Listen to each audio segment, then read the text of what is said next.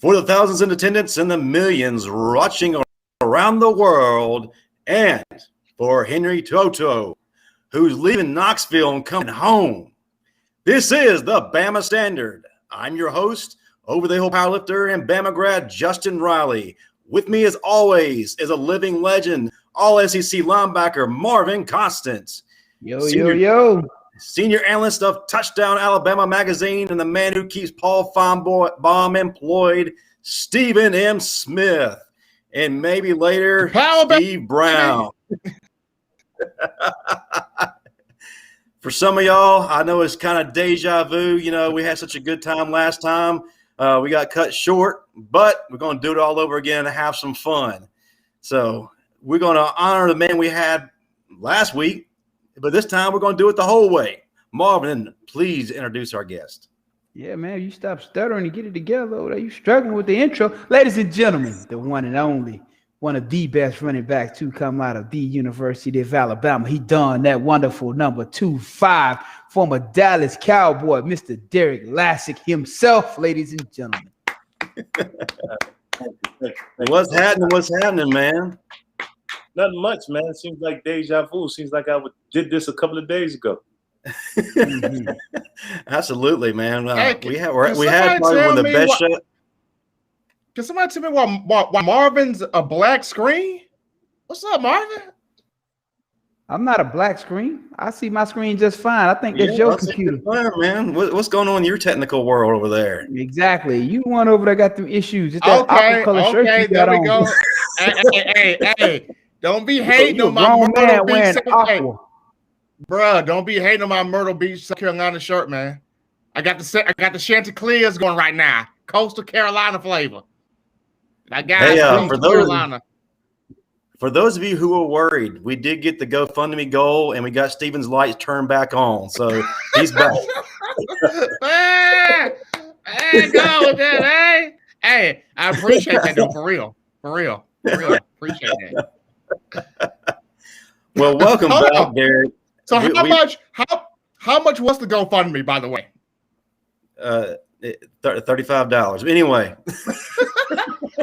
Not enough to get you some new frames, too. Oh, snap. All right, Marvin. Okay. That's one, Marvin. That's one. Well, Derrick, since you got a lot of folks from back home watching, I want to give a shout out to Rockland, man. Tell us about your days back then and how you became the star of that city. We're the original Rock. North Rockland was my high school I went to over there, and I was from a town called Haverstraw, which is in Rockland County. Peace up to my people from Haverstraw checking us out on this live broadcast. It was teamwork. We had a great coach. We had a great Pop Warner organization that fed into our high school program. Our high school coach worked the slop out of us. And it wasn't like it is in some places where you have a dad that's a big booster. He's going to get playing time. The coach played the best players. And he really didn't baby you or pamper you. You practiced, you played. If you didn't practice, you didn't play. And we came together and we were New York State Team of the Decade. Our high school was voted New York State Team of the Decade, yeah. Was it really like you see in the movies? Were y'all really playing football on concrete basketball courts? No. So we're in the suburbs. We're not in the city. So we did have grass field. In the winter when it got colder, some fields lost some of the grass and we were playing on dirt fields. But no, we didn't play on concrete. We did play on dirt. I'm just saying, that's all you see in the movies. It's like they all, playing on concrete or in the streets, dodging cars, trying to play football. So, hey. Well, you believe half of what you see and nothing you hear. Hey, speaking of movies, Derrick, weren't you in Any Given Sunday? Yeah, I did some stunt work in Any Given Sunday. I was a technical advisor in Remember the Titans. I did another couple movies called Second String and a New Guy, which were football movies, and I was the technical advisor. Oh, you did stunts? All things together. So you did stunts. You out there when they were like blowing up stuff and other stuff, like coming through the hole with the explosions? Yeah, there's one scene where the quarterback does the helicopter. I'm the guy that's hitting him low, and another guy hits him high, and he spins. There's a scene where Lawrence Taylor decleats someone, and that's me getting decleated. I'm like, they're like, well, make a move and spin and act like you don't see him. And I tell you, to do movies is actually just maybe a little harder than playing football because you have to fight your instincts. You know, they say you're going to get blown up and somebody's coming at you full speed. Instinctively, I'm ready to shake him, but you have to sit there and take it. But you know a lot of people will never understand that. You know, so I actually played a boxer on TNT's Beast Mode. We shot the pilot for TNT, and I was one of the boxers on there. You know, it's based around the life of female boxing trainer Ann Wolf. You know, it had Anika Noni Rose and all them in there. Man, that's a lot of pressure when that camera to come on and they say, you know, action, and you got cameras everywhere. Hey, so you're a good one for that. Yeah, man. And you know, it's when you roll in the tapes, you know, that's money. So, you know, when they say you got to do something, you got to do it and do it right. Or else they'll get somebody else, and they have what you call bump. So every time you do a scene, a stunt, you get paid like $1,000. And I was like, oh, okay, I get paid $1,000 for the scene. I thought it was for the one time. But every time you have to do it, you get $1,000. So if we had to shoot that scene 8 times, I would have got $8,000 for that scene, which was, you know, I made good money for movies. I didn't get paid every time I got punched though. I don't know about that now. Well, I'm gonna say this. I was in that Bruce Lee movie where they karate chopped me in an ice cream cone. So I feel you. You used to do with the safety glasses on, huh? Got it. He was a stand-in for Bruce Leroy. That's what he meant to say. Hey, I know we kind of got started in a little bit, but I went ahead of myself. We forgot to do one of our most popular segments, and that's Constant Chaos, where Marvin gives his unfiltered view on Alabama or whatever is going on in the world. Marvin, what do you got this week? I got a woosah first. Woosah. Oh, Lord. Oh, Lord. Lord. This is dedicated to all the athletes out there that ever wanted a shot and never got one. Jacksonville Jaguars front office just dropped the biggest pile of horse shit ever.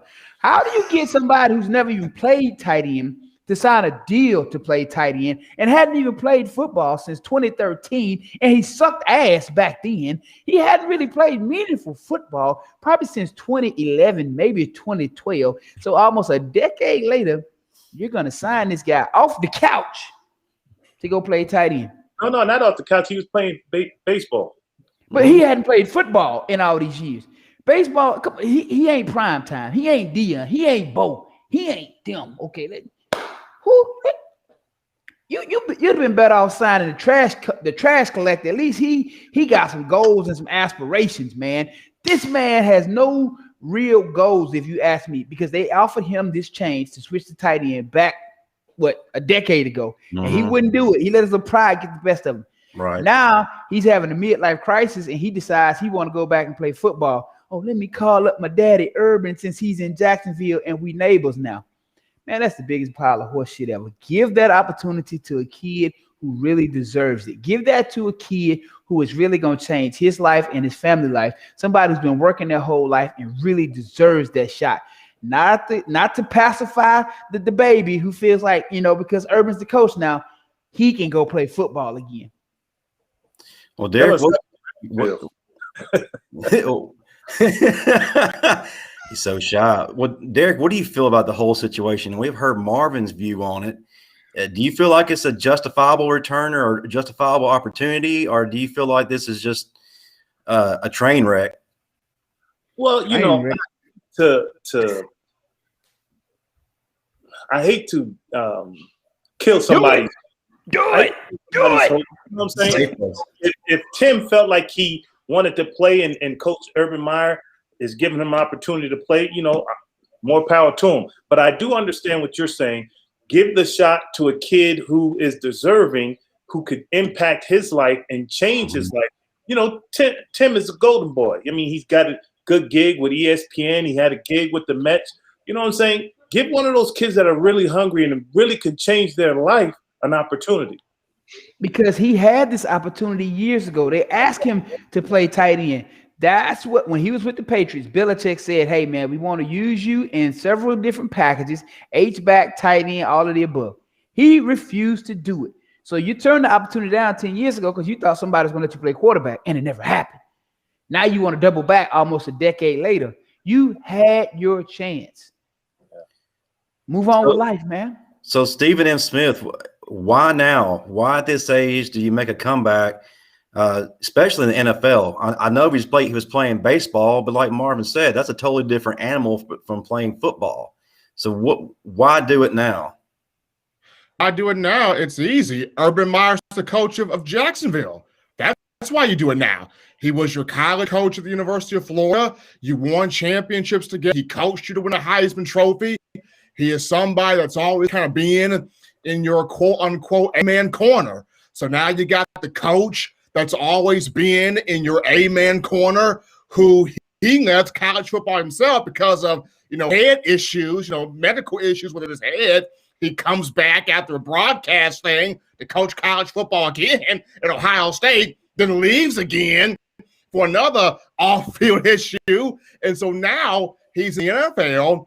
He's close to your area, which is in Gainesville. Of course, he's in Jacksonville. So to have your coach that you have so much respect for back with you, that's the reason. But you know what, though? It is downright disrespectful to sign him to that contract when you have all these young kids out there who could take that opportunity and change their lives. I understand that. This is my prediction on what's going to happen. You're going to see safeties and linebackers teeing off on his ass every chance they get if he make the team. Every time he got the ball, or he don't even have to have the ball, they're going to work his ass over. I was going to say the same thing. I said it's going to cause some animosity amongst the team, them knowing that, this is coach's golden boy. So every time they get a chance to show him he doesn't deserve to be there, they're going to do it. Mm-hmm. So do you feel like it's going to cause any animosity on the team? Say that again? So do you feel like it's going to cause any animosity into this team? That's what he just said, man. Get that wax out your ear. Come on, man. I think it will because, you got these guys here that had to scratch, paw, and claw to make a team. Now you got this guy that's coming in basically getting handed a position or an opportunity to make the 53-man roster where they had to grind at it. So it's I'm going to say this. Hold on. But the thing you got to understand, to add to Derrick's point, the majority of your athletes come from underprivileged families, impoverished areas that have struggled and, like he said, clawed their whole life to get to where they got. So if I'm coming out the hood, or if I'm coming out of some rural area, I didn't grew up with nothing, and I didn't fought to get here, and they just hand you this opportunity. Oh, you better believe every chance I get, I'm dropping you. Yeah, I agree. And it's crazy. Imagine though, can you imagine that first practice? Can you imagine that first practice when he gets hit by Dylan Moses? Can you imagine that? I hope he gets hit. Earl Thomas need to catch him run across that middle one time, introduce him to what this role really means. Hey, listen, they play two-hand touch now. I mean, but that's true. Yeah, you're right. We call it semi-tackles. When I play, you come across the middle. Woo, woo. It was nothing nice. Hey, you get that hit by Troy Polamalu, Ed Reed one time, Sean Taylor. But you really gonna see a lot of people taking shots at him. I really believe if he makes the team, you're going to see a lot of people taking shots at him. It's going to be very personal. Yeah. And and watching Dez Bryant had a very true argument. Dez Bryant's made 5 Pro Bowls as a receiver, free agent right now, looking for a job, can't get a job, but yet y'all assigned a tight end who's never played tight end, who hasn't played football in 9 years. Absolutely. But you won't give Dez Bryant, a 5-time Pro Bowler, the exact same age, a job. Man, interesting situation, and we'll definitely keep our eyes on it. But it's definitely going to cause a stir very early on under the Meyer tenure. So, man, it's going to be crazy. But it's it's made for TV. So let's go ahead and jump into it, guys. Derrick, I know I might ask a couple of the questions I did last week, but we can get hold on. No. So, I got to talk to Teague a couple of days ago. Teague said I was a goddamn lie. That's what he said. He said, Lassic ain't never ran me over. I'm just. I never said I said I didn't run Teague over. No. I said Teague stick his nose in that, but Antonio Langham, I know he didn't say. I know, but I was instigating Teague. I was baiting him in. He didn't like that at all. It's cool. We have family members. He lived in the same subdivision as my family members down in Twin Gate, Alabama. My uncle and aunt Jesse and John Kane. Yeah, Marvin was trying his best to rope him in, man, and he got him going for a little bit. He wouldn't take the bait all the way. He wouldn't. He gave us a little taste, man. I was hoping to get him on the show and have a healthy debate on here, man, but I guess he declined. So that's all right. So I guess your point was right. He drinking that Hall of Fame wine. Hey. I'm proud of him. George was a heck of a player, man. I tell you, he could do it all. He could cover. He can come up and hit. You know what I'm saying? Unlike Antonio. Antonio was a great cover guy, but coming up and putting his nose in the business wasn't quite his cup of tea.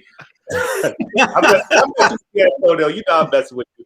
But yeah, I'm proud of him that he's made it into the Hall of Fame, and I believe we'll have a couple more guys going to the Alabama Hall of Fame from our class. You gonna be next? I'm not from Alabama. What that mean? You played in Alabama? Yeah, your family. Oh, okay. That's the way to look at it. Yeah, absolutely.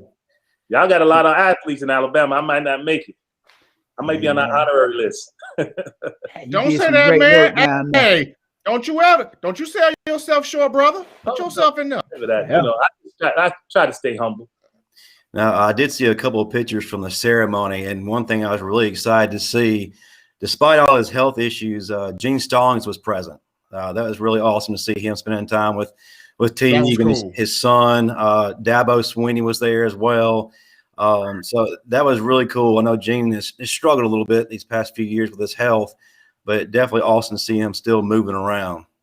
Yeah, I told you he's like a father figure, and I knew without a shadow of a doubt if he could, he would be there. That's just how Coach Stallings is. And I do want to go ahead and jump into that real quick, Derrick. I did ask you this question last week, but unfortunately for the audience, they didn't get to see or hear your answer. And this is a question I do like to ask every player who's played under Stallings. What was your relationship like with him? And was it more than just, a coach-player relationship? How deep did it go? Oh, it went real deep. Coach Stallings was he was a father figure to us. He treated us like young men, unlike the coaching staff before him. He said, hey, you got a job to do. You go to class and get a meaningful education. That's first and foremost. And you come out here and you work your tail off so you can play on this football field, and then hopefully you'll get an opportunity to play at the next level. Coach Stallings called me. I don't know how he found out, but my dad had passed away, and Coach Stallings and Coach Malmore, God rest his soul, both called me and said, your dad was a great man, and we really, really enjoyed him, and we're sorry that he's passed away, and they send their condolences. Coach Stallings and my dad would talk once a week. Now, there's a story behind that. It didn't start off good now, because my dad was like, hey, he's getting in the rhythm, and then you guys pull him out the game. And then Coach Stallings kind of, hey, I'm the coach. He said, hold on now.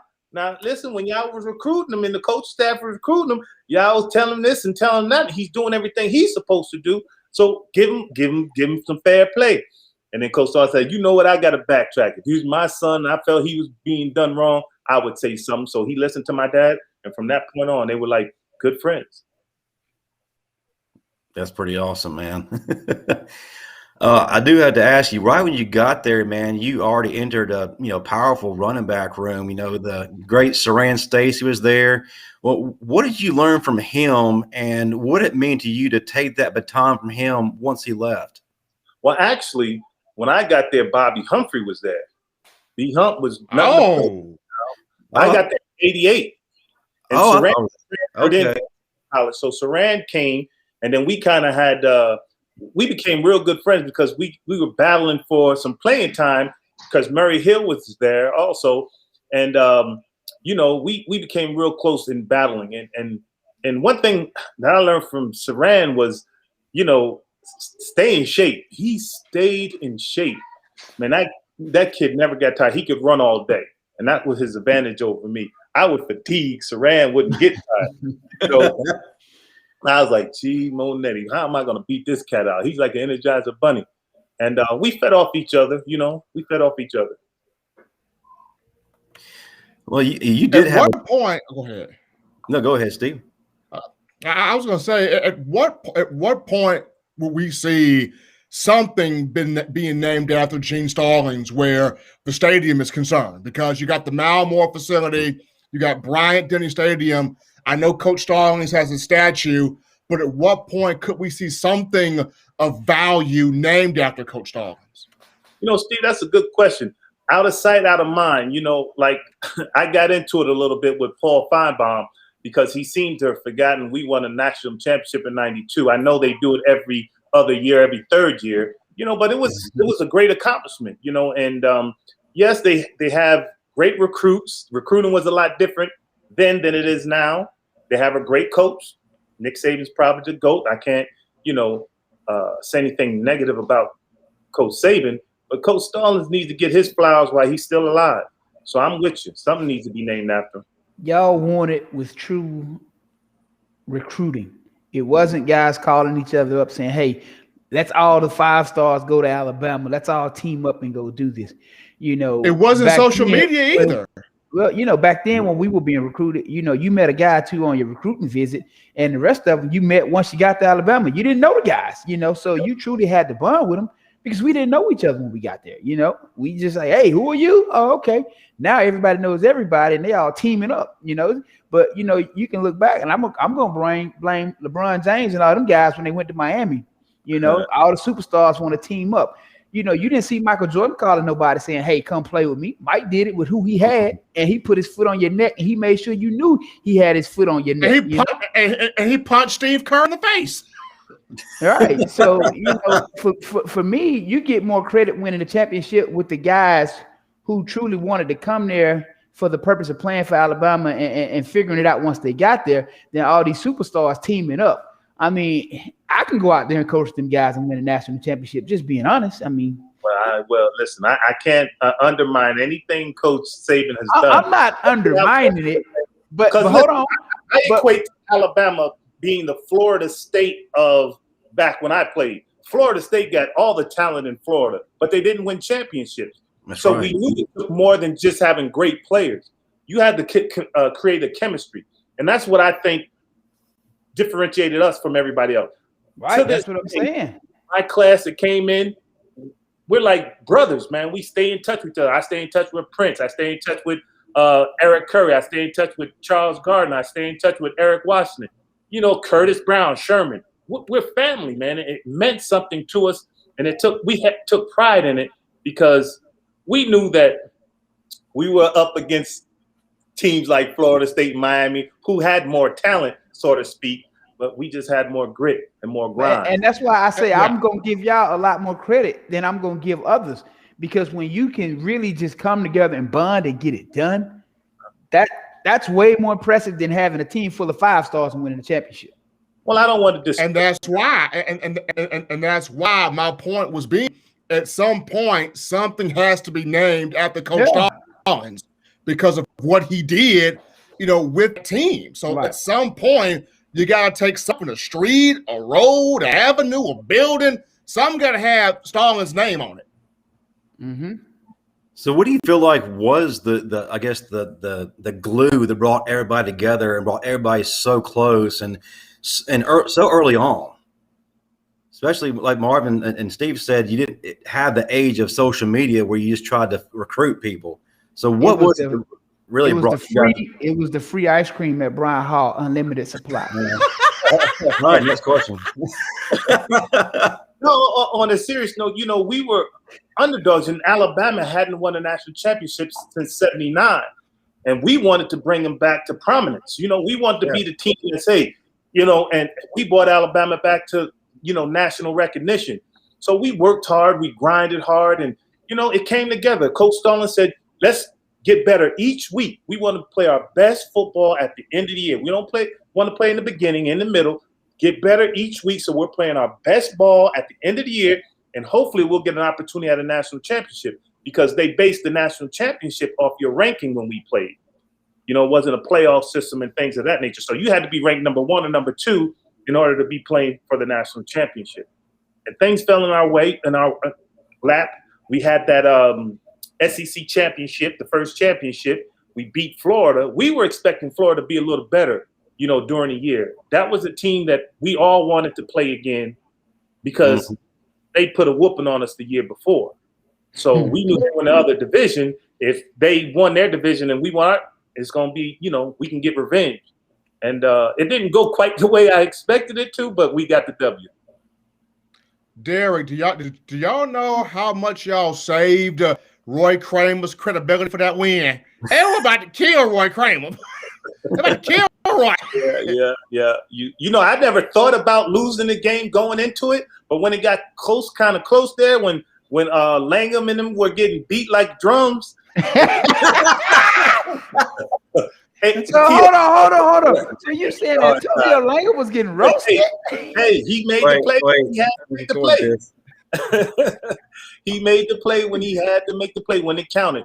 I thought we would beat Florida by at least 14, 17 points. I didn't think they would move the ball like they did on us.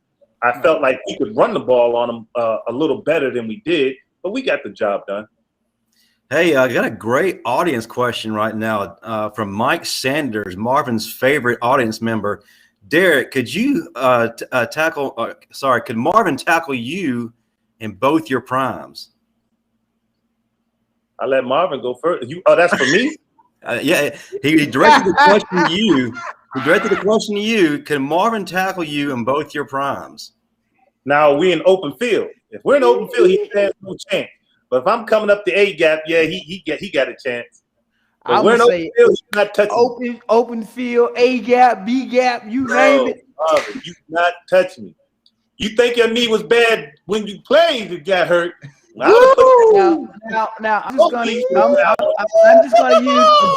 I'm just gonna use a few of these names for reference points. Jamal Lewis thought the same thing, worked him over.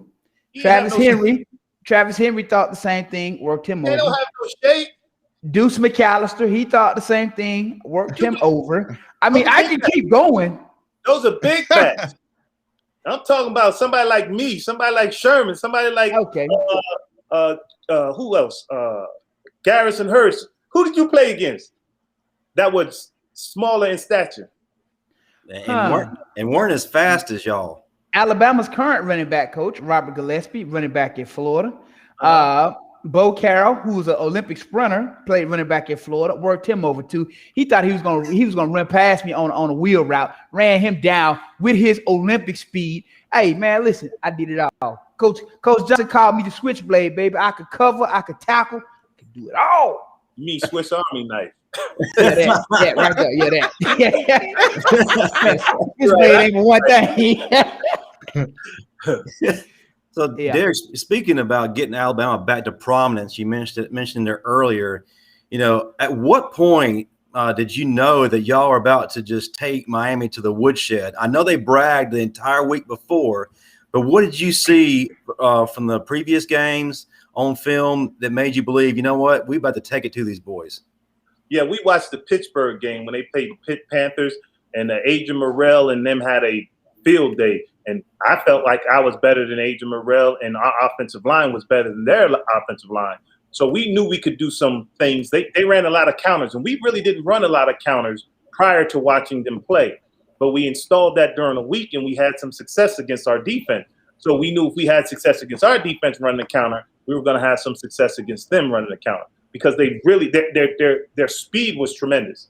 So you get them running in one direction, and you come the other direction, boom, boom, and you find seams and you can hit them up. And I had a couple of big runs. All right. Well, I just want to ask this one question. I got one question before you go, Marvin. Why didn't Gino Torretta just call in sick that day? Why didn't Gino just – why did Gino just call in sick, man? I think he believed his teammates in saying that, we were a Pop Warner team compared to them. We didn't play football. But after 3 or 4 snaps, Gino Torretta, you can ask him himself. I don't care what he says. His eyes were like this. He was like, "Oh my goodness, they're better than I expected."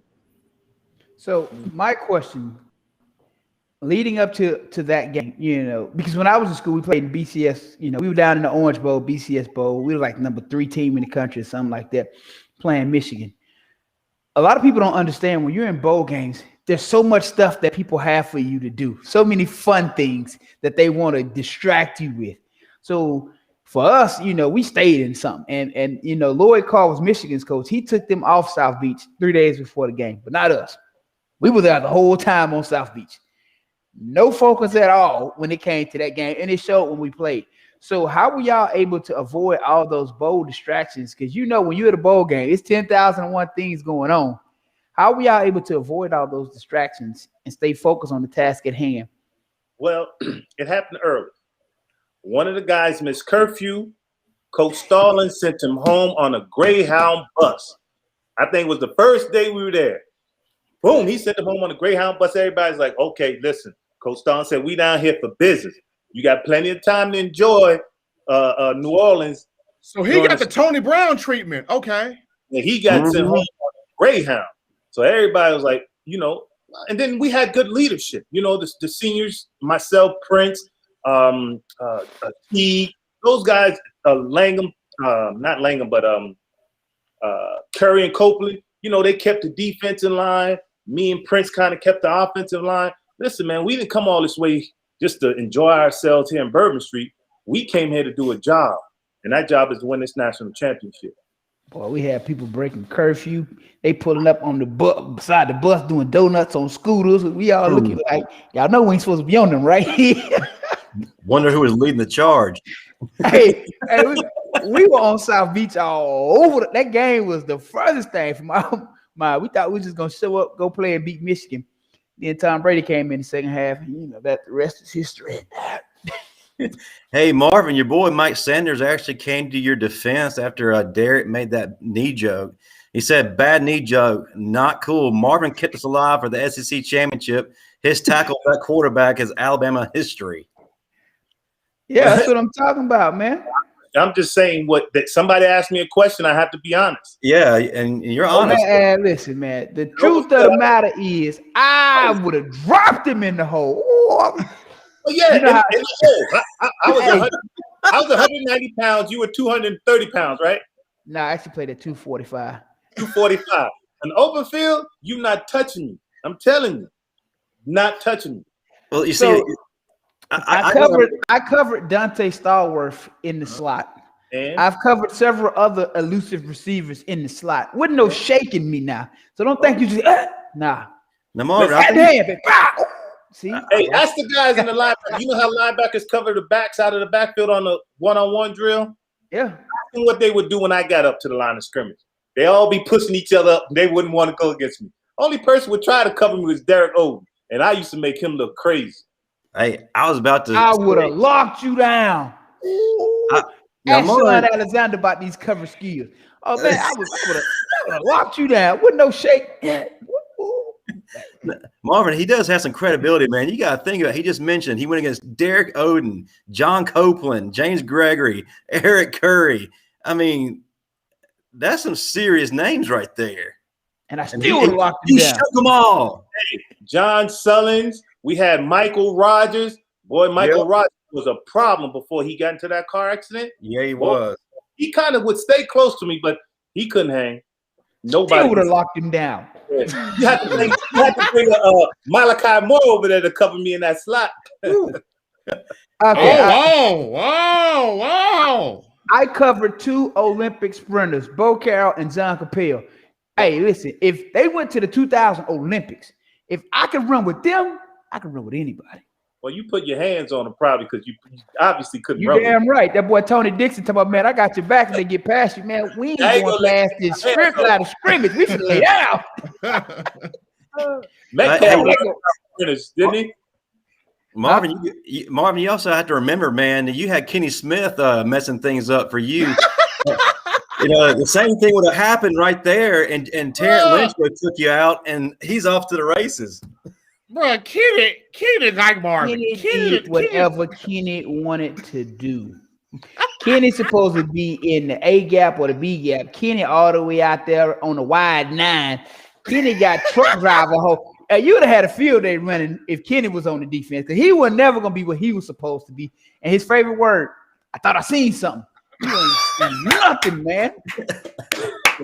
Hey, we got a question for you, Marvin. What was Marvin doing in Miami before the big game against Tom Brady? Tell us, Marvin. Well, I was injured, so along with my Kenny Smith and Chris Samuels, we was living it up in Miami because we were all hurt. Hey, we were the IR crew. Hey, so yeah. IR crew, baby. Yeah.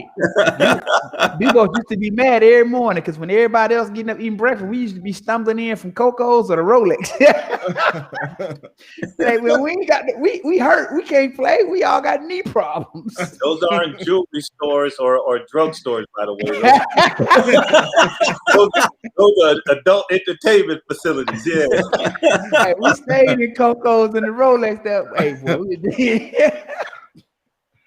We had a great time in Miami.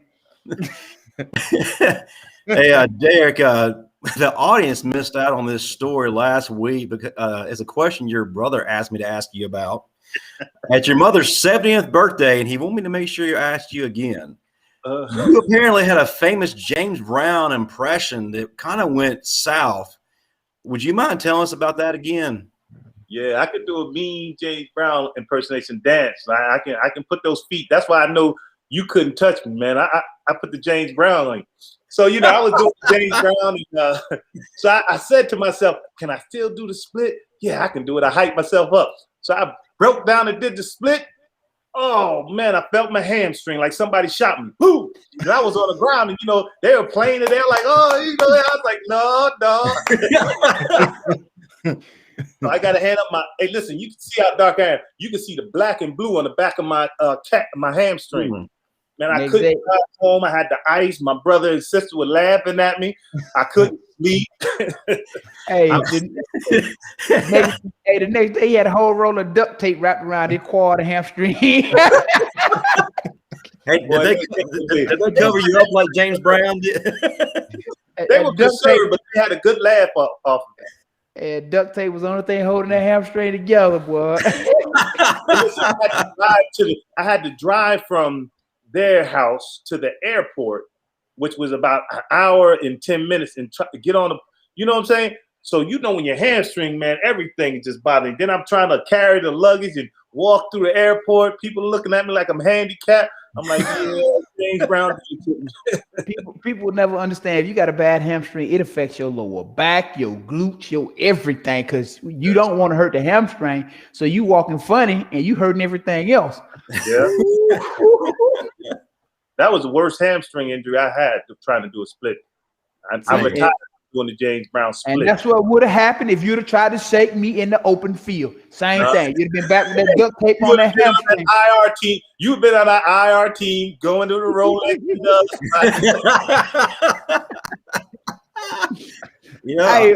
Hey, look, so, you know, but when we went to Miami back then, Coach let us drive to bowl games. We didn't fly as a team. So we had a minivan. Boy, we pulling up down there, the Rolex and Coco jumping out the minivan. Boy, they look like, who the hell are all these big ass dudes in that minivan? Well, we never drove. We always had to take a flight with the team, or being that I was from New York, I went to New York and then flew to New Orleans from New York. So we never had an opportunity like that. So maybe that's helped us stay out of a little trouble. It probably would have helped us as well if we didn't have a car there. Yeah, boy. Anyway, so you couldn't help the team you can't help the team on the sideline. Hey, but boy, I tell you, funny story. So we lost the game. So me and Kenny, that's the one night me and Kenny didn't go out because we had been out all week. So me and Kenny stayed in, but the rest of the people who rode would have stayed out. Jamie Carter and all them. So we getting ready to leave the next morning. I'm gonna drive. That's why I stayed in, so I get some rest. I make sure we got home. Jamie Carter and them show up with the minivan about 10 a.m. right at checkout time when it's time to go back home. Jamie said, Constant, I got it. I'm gonna drive the first leg. We ain't even get out Miami city limits, and he dozing off at the wheel. All I hear is, Constant, you ready?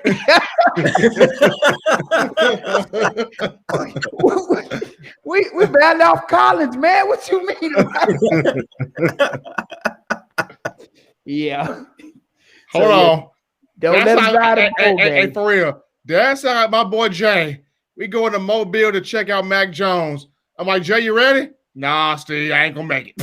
I ain't gonna make it, bro. I ain't gonna make it. And I'm sitting here taking the wheel. Yeah. And I won't even try to do it. Yeah, I mean, literally, he didn't make it off Miami City limits, and he's falling asleep.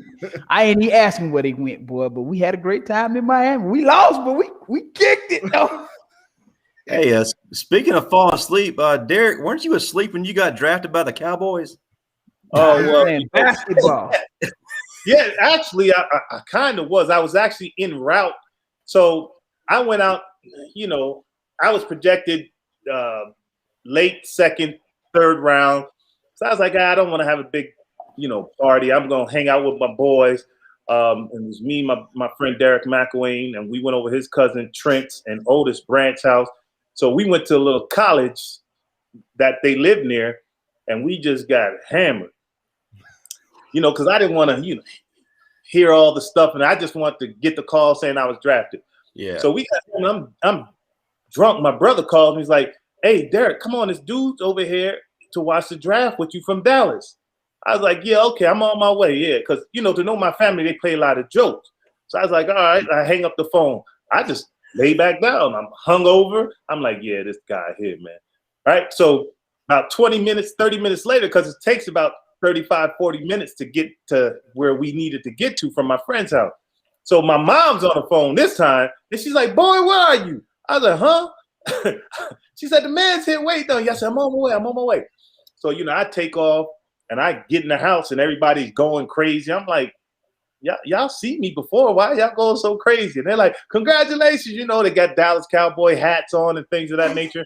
And the guy's like, "Yeah, congratulations, yo. Welcome to the Cowboys." Jimmy Johnson talked to me on the phone. He said, "I started not to draft you after what you did to my Hurricanes, but they said, nah, they said, nah, we gonna get him. You ran that 4.33. We were gonna get you." Yeah. So what was it like when you rolled up to Big D and told Emmitt Smith that you were about to take his spot?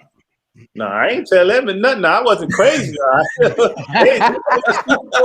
I'm getting to Dallas. I said, I want to learn all I can learn from this man. Then I come to camp. He's holding out. So I'm looking around like, okay, when is he coming to camp? I'm thinking that, they're going to sign him before the season starts. So I'm getting there, getting reps. And, it's funny because in college, you get a couple of reps. You tell her, "Hey, Sherm, get in and go ahead and get you a couple. I'm tired. Chris, get you a couple. I'm tired." But when you're in the pros, you're like, you don't know that you're supposed to take yourself out. You know what I'm saying? I was like, well, I'm a pro. And they're prepping me to start. So I'm taking rep after rep. I'm taking 10 reps at a time. Then I'll take myself out maybe for a rep or two, go 10 in a row, let the coach like, "Rook, get out." So he take me out. So I went from 198 pounds to 175 pounds in 3 days. Good God. I'm coming in for lunch off the cart because we had these golf carts. And K-Dub looks and Kevin Williams looked at me and like, "Man, you ain't hot?" I was like, "Nah." He said, "Man, it's 100 degrees out here." And I wasn't sweating or anything. I stepped out of that golf cart, my calf cramp, my side cramp, my back cramp, my chest cramp. I fell back in the golf cart. I thought I was having a heart attack for real. Now, I wasn't doing the big one this time. I thought I was having a heart attack for real. I said, "Oh, Lord, jeez." He's like, "What's wrong?" I said, "Oh, get the trainer. So they get the trainer. They submerged me into a pool, one of them, them tanks that we have, them silver tank, of ice water. And I took 5 IV bags. They said I was close to having a heat stroke. Damn. Yeah. And then, so I'm all sore and tired because when you cramp up like that, you get real sore. So I'm sitting in my dorm room. K-Dub comes, with some electrolytes and stuff for me.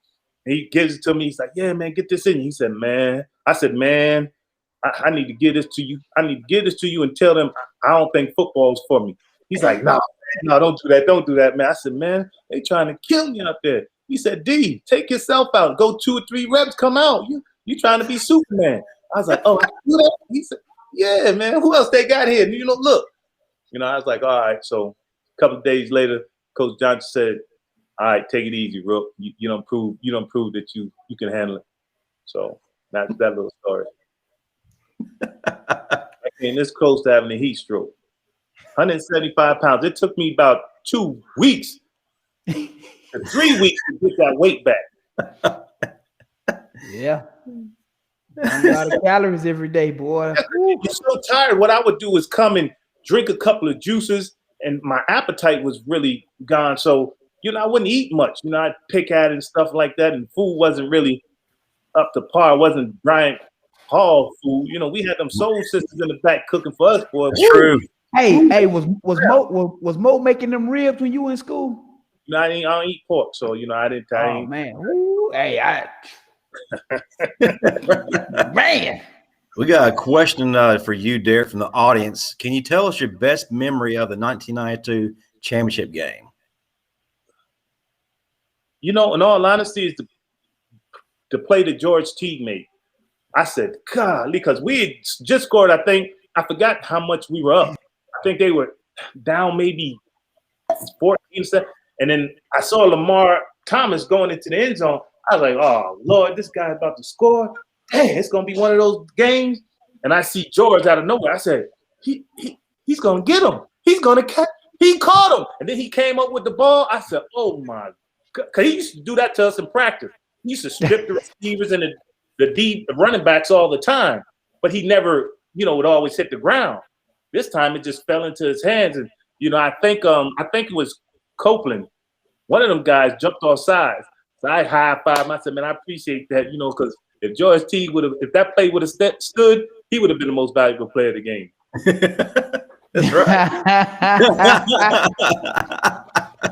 Stephen, you were born in 1992, Stephen? No. A year later. Born a year later.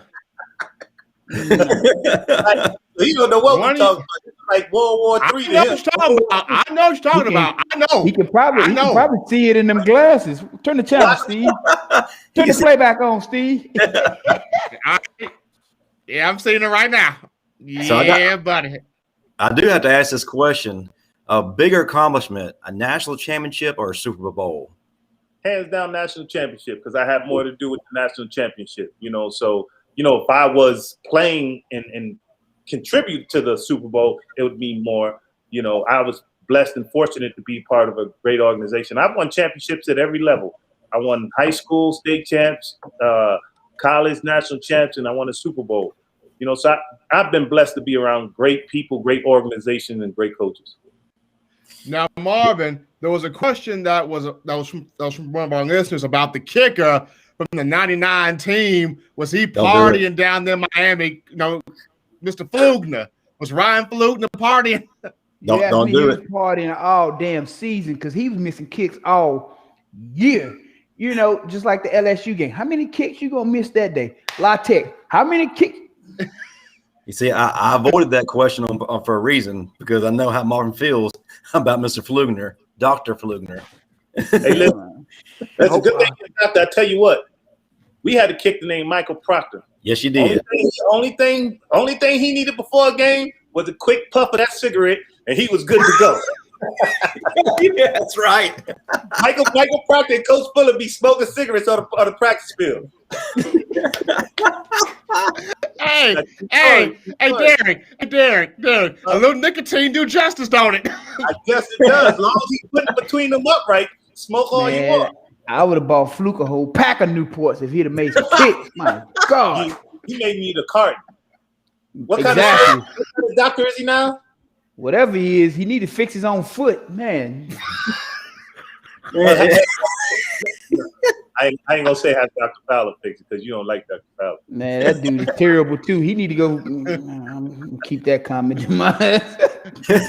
Hey, real quick before I move into our next segment, I want to ask this one last question, Derrick. If you could compare yourself with a running back from the Saban era, who would it be? Personally, I like to say Josh Jacobs, but who would you say? Hold on, though. Before you answer that, I got a better question before you answer it. No. Who was your favorite? I always like to ask people this question. Emmitt Smith or Barry Sanders? Barry Sanders, hands down. Yeah, that's no Barry question. Sanders is the greatest back to ever play the game. I seen him play live. I'm on the sideline, and I've never seen any running back that I've ever watched do the things that man could do on the field. He's hands down the greatest running back to ever play. And Kenyon Drake, he didn't have a line. It didn't need one. It was crazy. Before he got the ball, Charles Haley threw the blocker off him and had him dead to rights in the hole. He goes in reverse. He's going full speed forward, plants, and goes backwards.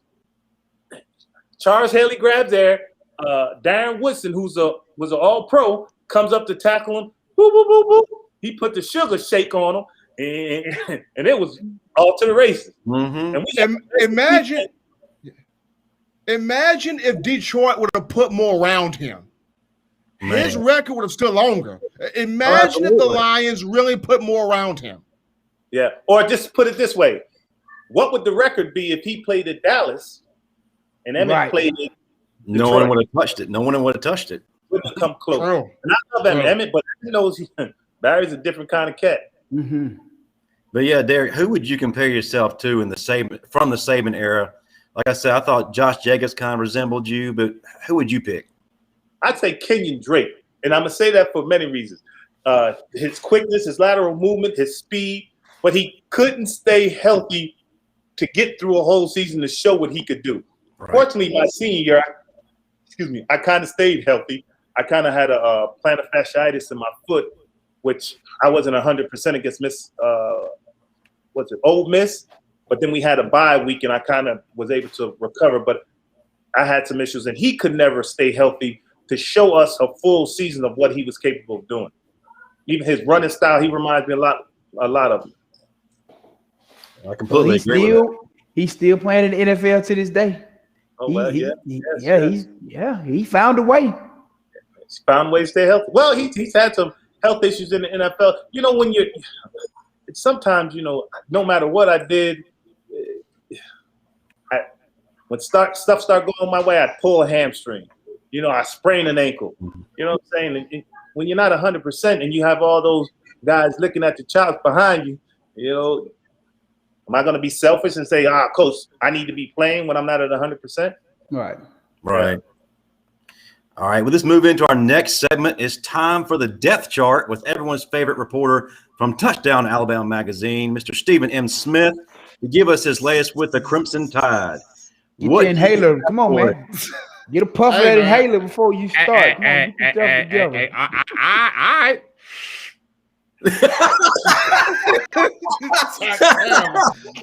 I'm terrible, Marvin.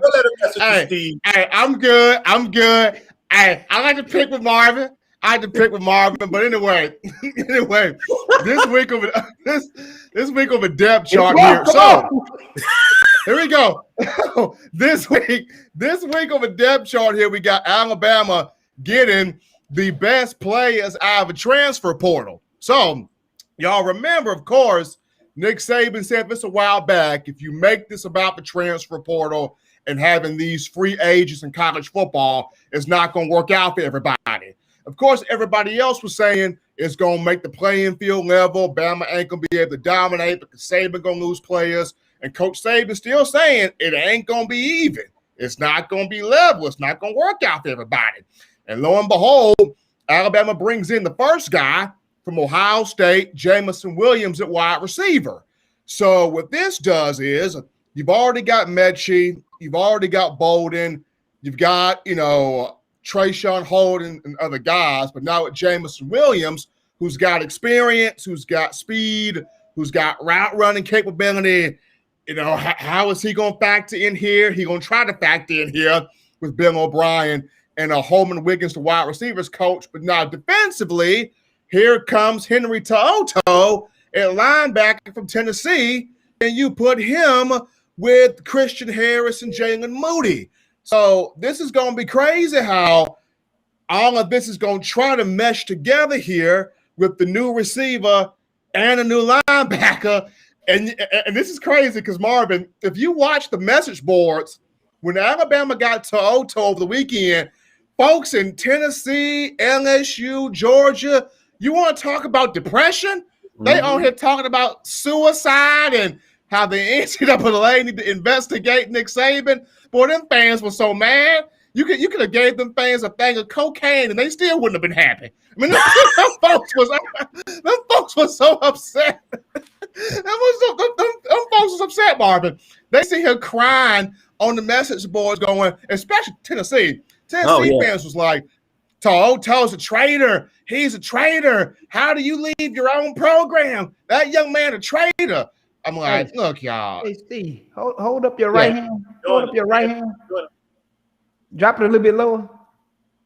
Is that a Sharpie in your hand? You over there drawing up plays or something, man? What you got going on? Promise you, man. You over there got drawing up everything. Promise you, man. Hey, I got to save it.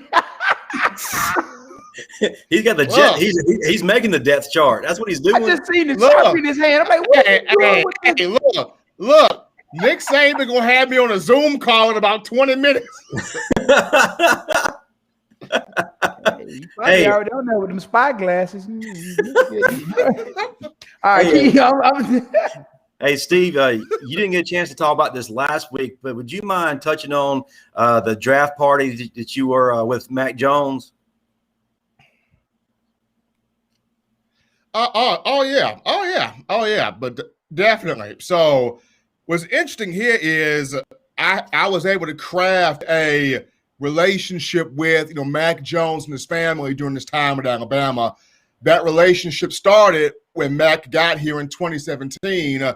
I remember after the first A-Day game, I had pizza with his folks, and then after the other two spring games, we all kind of went out to dinner at Metro Diner in Tuscaloosa. But during the time that I covered him, his family was very appreciative of it, and they invited me to the draft party, which was a couple of weeks ago at the Westgate condominiums right behind the stadium. So they had it on the penthouse floor. So what was crazy was they had my name on the guest list +1. So I had my man Pat with me. So Pat and I walk in, and so Pat kind of looks at me sideways. He's like, Steven, why am I always the +1? I'm like, Pat, don't worry about it. Don't worry about it. Just get on the elevator. So Pat and I get on the elevator. We go all the way up to the top floor. We walk inside the party. The first person that recognizes me, he already got 4 to 5 beers in him. But the first person that recognizes me is Slade Bowden. And so Slade's like, Steve, what's going on, baby? So I sat there and I immediately dap up Slade Bowden because that's my dude right there. So I talked to Paul Tyson for a couple minutes. Then, no joke, real talk. There was this guy, black guy, in this black and red suit. He comes up, he's like, my brother, I gotta shake your hand, my brother, because man, I covered Mac Jones back in high school in Jacksonville. When Mac left high school, I didn't know who was covering that boy. I started looking at your stuff. I got all my information from you, brother. Got all my stuff from you. So then I go to the bathroom. Brother walk in the bathroom. Man, you that guy that cover all the Bama stuff. Man, I appreciate that, man. So I'm like, man. So I walked out of the bathroom. I sat there. I'm speaking with Jamie Mosley and Christian Miller because they had came through. So I was talking to Jamie and Christian. The girlfriend of Mac Jones, her dad walks up. And he's like, you Stephen Smith, holy cow. Dude, what's going on? I'm like, man, like everybody's picking me out from everywhere. So I get my picture made with Mac. I was excited about that. I get my picture made with a couple of the walk-on guys. They were happy to see me. But, man, like everywhere I turned, Marvin, it was like people were picking me out of nowhere. Like I was getting chosen out of nowhere. Sound like you had a great draft night. Well, I'm going to tell you the best part, though. They had like an entire black catering company come and fix the food. Like whoever made this steak, this chicken, man. How many of them did you take home though? Yeah. Hey, Marvin, 2 plates. That's what's up. That's what's up. Yeah. All right, moving into the closing segment of our show. I like to do this every week. Marvin, I want you to give us an update on your book, how we can get our hands on it, and maybe some latest news on it. 40plusstrong.com, baby. 40plus TRONG.com. Yeah, 40plusstrong.com. And again, man, you know, you got any questions, you can go to my IG, Constant45, and you'll see a lot of people who actually use the book and how it's actually helped them. Shout out to Al Holly, man. Al has came down from 365 to 299. He did it in about, 3-4 months. So, yeah, he dropped 65 pounds in like 3 months, man. So he's the latest one, man. We actually going to do a profile on Al and his weight loss journey. So, again, if you're looking for a tool that's going to help you lean out, get back in shape, because the thing you got to understand, Mr. Lassic will tell you this. Working out in your 40s and your 50s is not like working out in your 20s and your 30s. You got to take a completely different approach to it. The body needs a lot more recovery and rest time, and it needs a specific type of workout. Now, what you need to do, Marvin, I see he got here. Whoa, that's what I'm talking about. Marvin. Outflexing Marvin. Hey, now Marvin. I was still Marvin. On. Hey, now Marvin, what you need to do, Marvin, is get that book to Cornbread. Cornbread need that book.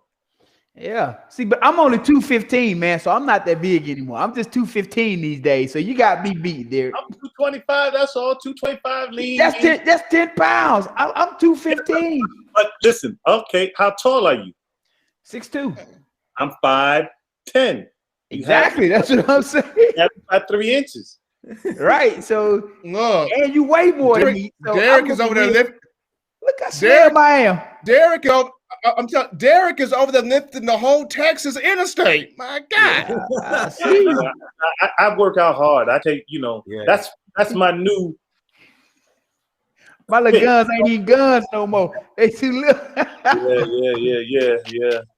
Yeah. I got a swimmer body now. Michael Phelps, baby. Michael Phelps, son. You don't need all that weight at your age. Oh, not with these bad knees, man. Please, I gotta keep this body as lean as possible. My knees thank me every day. Hey, fit's fit, man. Yeah. I will remind our guests to tune in again next week. Really, you should tune in every week. Our guests next week are going to be two Alabama legends in the secondary. None other than Charlie Pepper and Anthony Madison. So definitely get a puff. Get that inhaler. Come on, get a puff. You know that. We can't get a virtual defibrillator. Come on now. I'm good. You got CP coming on next week? You got CP? All right. Yeah. Well, Derrick, thank you again for coming on. If you would, before we head out, tell us what's up next for you. If you're on social media at all, tell us how we can possibly find you. If you don't want me to bother, just tell us. But man, just close us out. I really don't do a lot of social media and things of that nature. I kind of stay under the radar.